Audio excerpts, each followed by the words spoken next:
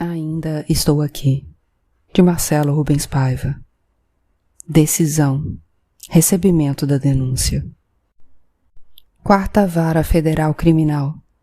Avenida Venezuela, 134, terceiro andar, Praça Mauá, Rio de Janeiro. CEP 20.081-310. Seção Judiciária do Estado do Rio de Janeiro. Processo 0023005-91-2014.4.025101. Autor: Justiça Pública. Réu: José Antônio Nogueira Belian e outros. Juiz: Caio Márcio Guterres Taranto. Decisão. Recebimento da denúncia. 1. Do relatório. Ministério Público Federal oferece denúncia em desfavor de José Antônio Nogueira Belian, Rubens Paim Sampaio, Raimundo Ronaldo Campos, Jurandir Ossendorf e Souza e Jaci Ossendorf e Souza, pela prática, em tese, das condutas tipificadas nos artigos 121, segundo parágrafo, inciso 1º, 3º e 4º, 211 e 282, parágrafo único, e 347, parágrafo único, todos do Código Penal e em curso de agentes. Sustenta que, entre os dias 21 e 22 de janeiro de 1971, nas dependências do Destacamento de Operações de Informações, o DOI, do 1º Exército, então localizado na Rua Barão de Mesquita, 425, Tijuca, Rio de Janeiro, os denunciados José Antônio Nogueira Belian e Rubens Paim Sampaio, Major Sampaio e Dr. Teixeira, em concurso com militares já falecidos e com agentes ainda não identificados, cometeram o homicídio de Rubens Beirote Paiva. Defende o caráter torpe do homicídio praticado e a impossibilidade de defesa da vítima, consistente na busca pela preservação do poder usurpado em 1964, mediante violência e uso do aparato estatal para reprimir e eliminar opositores do regime, e garantir a impunidade dos autores de homicídios, torturas, sequestros e ocultações de cadáver. Asseveram o emprego de tortura, consistente na inflição intencional de sofrimentos físicos e emocionais contra Rubens Beirote Paiva, com o fim de intimidá-lo e dele obter informações a respeito dos destinatários finais de cartas e documentos remetidos por dissidentes exilados no Chile, encontrados em poder de Cecília Viveiros de Castro e de Marilene Corona Franco. Imputam também aos acusados, em concurso com agentes não identificados e outros já falecidos, a ocultação do cadáver de Rubens Beirote Paiva. Narra que os acusados, juntamente com Francisco Demiurgo Santos Cardoso, no dia 22 de janeiro de 1971, inovaram artificiosamente ao afirmarem que a vítima se evadira com o fim de induzir em erro o perito Lúcio Eugênio de Andrade e o órgão jurisdicional competente. Por fim, afirmam que os acusados, ao menos entre 1970 e 1974, juntamente com agentes já falecidos, dentre os quais Francisco Demiurgo Santos Cardoso, Paulo Malhães, Fred Perdigão Pereira, Antônio Fernando Rildes de Carvalho, Ciseno Sarmento, José Luiz Coelho Neto, João Paulo Moreira Burnier, Ney Fernandes Antunes e Ney Mendes, além de outros não identificados, associaram-se de forma estável e permanente em quadrilha armada, com a finalidade de praticar crimes de lesa humanidade tipificados no ordenamento interno como sequestros, homicídios e ocultações de cadáver. A denúncia narra que as 4 condutas imputadas foram cometidas no contexto de um ataque sistemático e generalizado à população civil, consistente em organização e operação centralizada de um sistema semi-clandestino de repressão política, baseado em ameaças, invasões de domicílio, sequestro, tortura, morte e desaparecimento de indivíduos contrários ao regime então em vigor.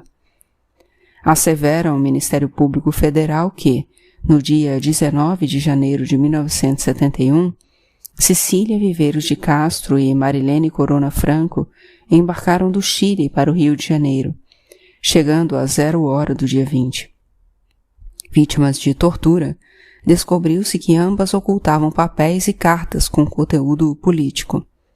Nos papéis encontrados em poder de Marilene Corona Franco, havia a orientação de que um dos pacotes deveria ser entregue a Rubens, que poderia ser contactado através de um determinado número de telefone.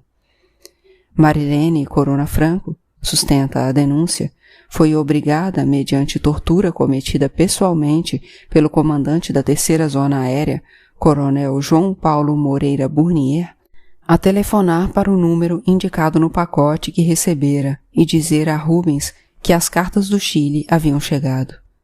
Conforme narra o Ministério Público, o oficial portava radiocomunicador e, assim que a mensagem foi transmitida por telefone, ordenou o cerco e invasão da residência da vítima.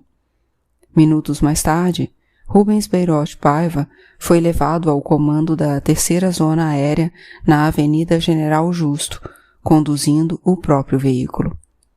Iniciando-se sessão de interrogatório com emprego de tortura. Posteriormente, a vítima foi levada ao DOI do 1º Exército. No final do dia 20, foi transferido para o 1º Batalhão de Polícia do Exército, onde funcionava o DOI. Afirmam que Rubens Beirote Paiva foi, então, vítima de violenta tortura, de homicídio e teve seu cadáver ocultado. A presente ação penal foi distribuída por dependência à medida cautelar número 2014-5101-020100-0, que teve por objeto busca e apreensão na residência de Paulo Malhães, cujo resultado consagra documentos e outros meios de prova que lastreiam o oferecimento da denúncia. Da não extinção da punibilidade pela prescrição da pretensão punitiva pela qualidade de crimes contra a humanidade. A qualidade de crimes contra a humanidade do objeto da presente ação penal obsta a incidência do decurso do prazo prescricional como hipótese de extinção de punibilidade. O homicídio qualificado pela prática de tortura, a ocultação do cadáver após tortura, a fraude processual para a impunidade da prática de tortura e a formação de quadrilha armada foram cometidos por agentes do Estado, como forma de perseguição política, no período da ditadura militar, como atos de repressão à liberdade política da vítima. A ordem constitucional em vigor à época também contemplava a incidência da normatização dos princípios do direito internacional, razão pela qual consagra a competência da União em celebrar tratados, artigo 8º, inciso 1º da Emenda Constitucional número 1 de 1969. Dessa forma, já incidia o princípio geral de direito internacional, acolhido como costume pela prática dos Estados e posteriormente por resoluções da ONU, de que os crimes contra a humanidade são imprescritíveis. A esse fato, acrescenta-se que o Brasil, pela edição do Decreto número 10.719, de 1914, ratificou a Convenção concernente às leis e usos da guerra terrestre, firmada em Haia em 1907, na qual reconhece o caráter normativo dos princípios jus gentium, preconizados pelos usos estabelecidos entre as nações civilizadas, pelas leis da humanidade e pelas exigências da consciência pública. O conceito de crime contra a humanidade foi previsto inicialmente no artigo 6º do Estatuto do Tribunal de Nuremberg e depois ratificado pela Organização das Nações Unidas em dezembro de 1946. Nele estão previstas as condutas de homicídio, deportação, extermínio e outros atos desumanos cometidos dentro de um padrão amplo e repetitivo de perseguição a determinado grupo ou grupos da sociedade civil por razão política. Nesse contexto, o sentido e conteúdo de crime contra a humanidade devem ser extraídos, ponderando-se o histórico de militância política da vítima, inclusive sua atuação na qualidade de deputado cassado pelo movimento de 1964. Como fixado pelas Nações Unidas, ao aprovar os princípios ditados pelo Tribunal de Nuremberg, o crime de lesa humanidade constitui qualquer ato desumano cometido contra a população civil, no bojo de uma perseguição por motivos políticos, raciais ou religiosos. Note-se que não há necessidade de consumação de um genocídio, mas apenas que determinado segmento social seja alvo de repressão específica. A denúncia narra com clareza o contexto das condutas imputadas aos denunciados como prática de uma política de governo ilegal perante o ordenamento à época qualificada por atrocidades. Passados mais de 40 anos dos fatos objetos da ação penal, já não se ignora mais que a prática de tortura e homicídios contra dissidentes políticos no período conhecido historicamente como ditadura militar fazia parte de uma política conhecida, desejada e coordenada pela mais alta cúpula governamental, mas que a manteve em um plano de ilegalidade, expondo que o Estado e os detentores do poder estavam acima do ordenamento jurídico. Narra, pois, a denúncia crimes contra a humanidade em contexto com demais fatos igualmente ilícitos, a exemplo de outros casos de tortura.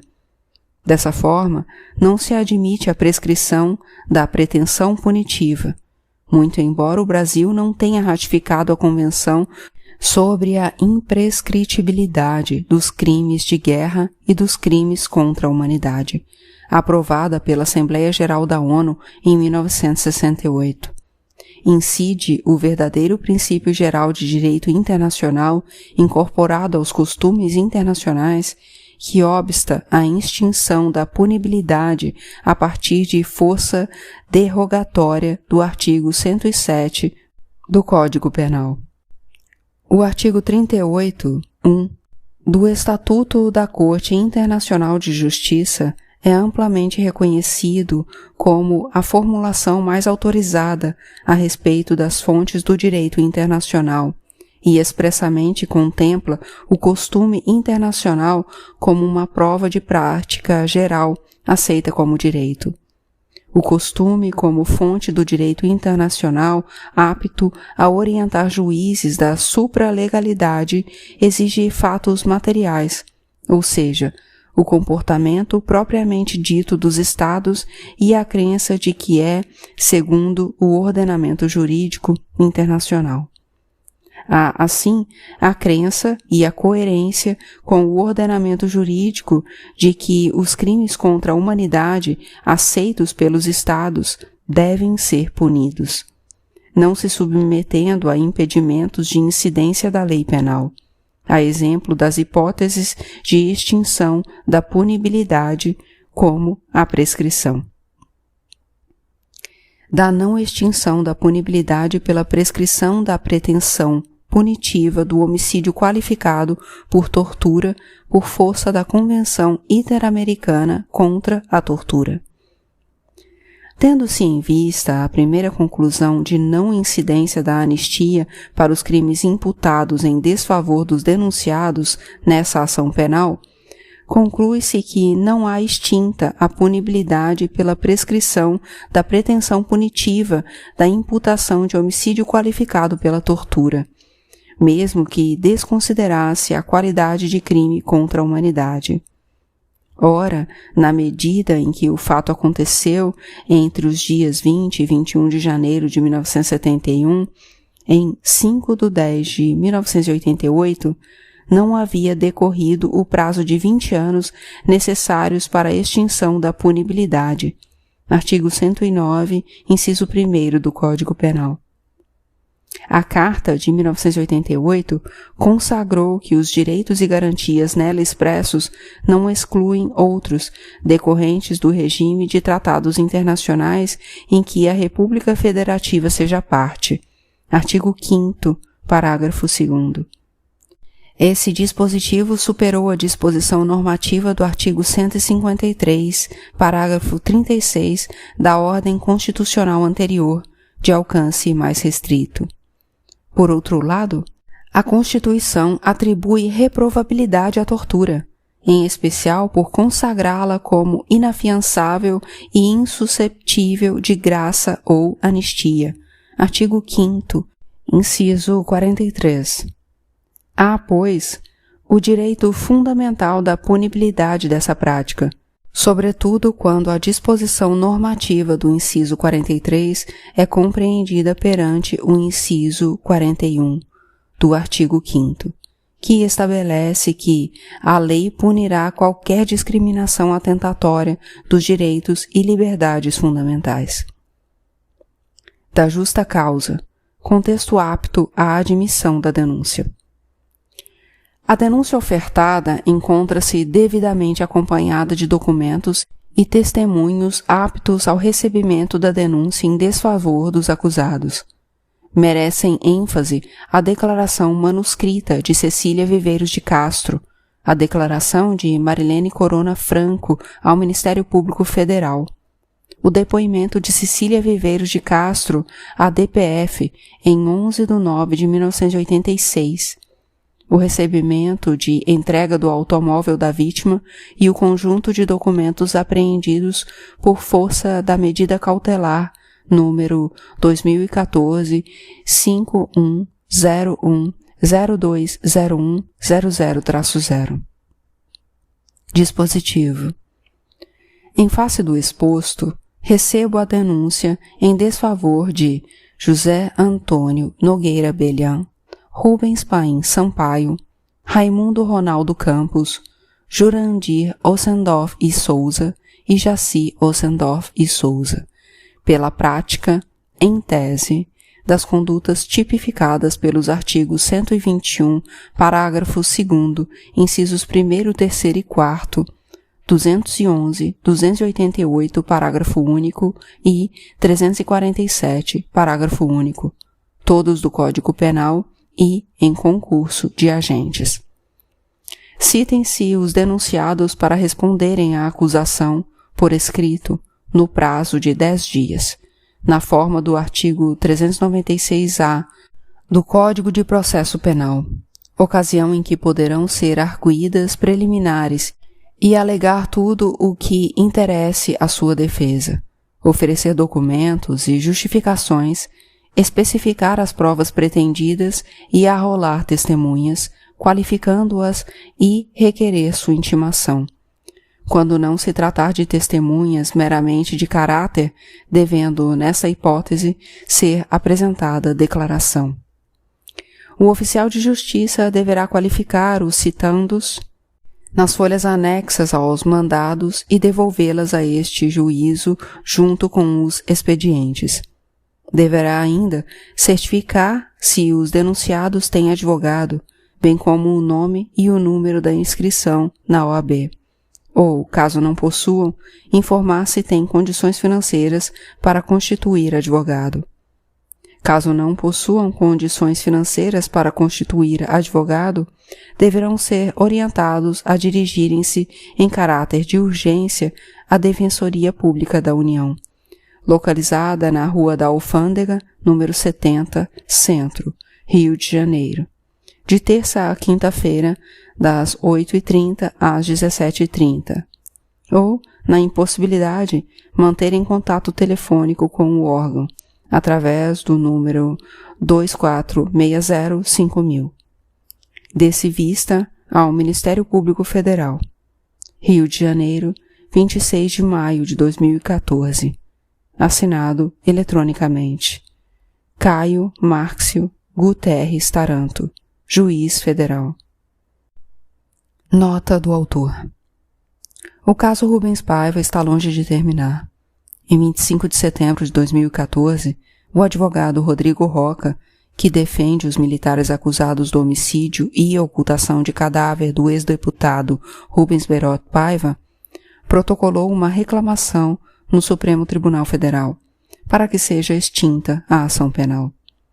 Para a defesa dos militares, a decisão da Justiça de acolher denúncia no Ministério Público Federal viola a decisão, em ações anteriores, do Supremo, que considerou válida a lei da anistia, que perdoa crimes cometidos por militares e guerrilheiros durante a ditadura. A principal tese do Ministério Público Federal é que os crimes foram cometidos contra a humanidade e, portanto, não prescrevem nem são submetidos à lei da anistia. O Procurador-Geral de Justiça, Rodrigo Janot, sustenta a mesma tese. O ministro Teori Zavascki, do STF, suspendeu, em 29 de setembro do mesmo ano, a ação penal contra os 5 militares denunciados. Considerou que manter em andamento a denúncia seria incompatível com a análise já feita pelo STF sobre a aplicação da lei da anistia, e pediu informações ao juiz federal da 4ª Vara Federal Criminal do Rio. O caso não tem data para ir à plenária do Supremo. Fim.